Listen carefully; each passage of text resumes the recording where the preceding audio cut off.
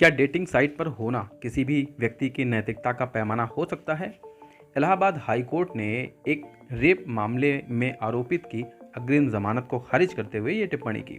Allahabad high court ने कहा कि किसी शख्स के डेटिंग वेबसाइट पर एक्टिव होने के आधार पर उसकी नैतिकता का आकलन नहीं किया जा सकता है।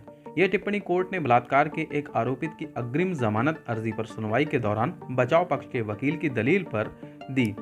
दलील में कहा गया कि पीड़िता आरोपित से डेटिंग साइट के द्वारा संपर्क में आई थी और चौथे ही दिन उससे मिलने पहुंच गई थी। ऐसे में पीड़िता की नैतिकता संदेहास्पद है। कोर्ट ने इसे नहीं माना और अग्रिम जमानत अर्जी को खारिज कर दिया। पीड़िता ने आरोपित के खिलाफ शादी का वादा कर शारीरिक संबंध बनाने का आरोप लगाते हुए एफआईआर दर्ज करवाई थी। दर्ज केस के मुताबिक आरोपित और पीड़िता दोनों एक डेटिंग साइट के जरिए संपर्क में आए थे। आरोप है कि डेटिंग साइट पर मिलने के चौथे दिन ही दोनों की आमने सामने मुलाकात हुई थी। आरोपित ने पीड़िता से यह कहकर शारीरिक संबंध बनाए थे कि वह उससे शादी करेगा, लेकिन बाद में वह शादी करने की बात से मुकर गया। केस दर्ज होने के बाद में गिरफ्तारी से बचने के लिए आरोपित नोएडा निवासी अभय चोपड़ा ने हाई कोर्ट में अग्रिम जमानत की अर्जी दाखिल की।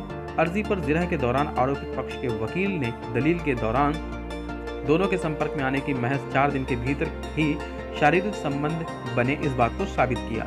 इससे साबित होता है कि यह आपसी सहमति का मामला है। यह भी कहा गया कि आरोपित ने पीड़िता की शादी का कोई वादा नहीं किया। ऐसे में रेप का आरोप गलत है। जस्टिस विवेक अग्रवाल ने इस तर्क को खारिज किया। कोर्ट ने कहा कि आरोपित अदालत में समर्पण की कार्यवाही कर सहयोग करने के लिए स्वतंत्र है। वह संबंधित कोर्ट में जमानत अर्जी दाखिल कर सकता है। कोर्ट इस आदेश की गई टिप्पणियों से प्रभावित हुए बिना मेरिट के आधार पर अपना फैसला सुनाएगा। साथ ही अदालत ने यह भी कहा कि 2 बालिग अगर किसी डेटिंग साइट पर मिलते हैं और चौथे दिन आमने सामने मुलाकात के दौरान उनमें विश्वास पैदा होता है, जिसके आधार पर वह शारीरिक संबंध बनाते हैं, तो इससे किसी के चरित्र का आकलन या उसकी नैतिकता तय नहीं की जा सकती है। यह कहते हुए कोर्ट ने इस मामले को खारिज कर दिया।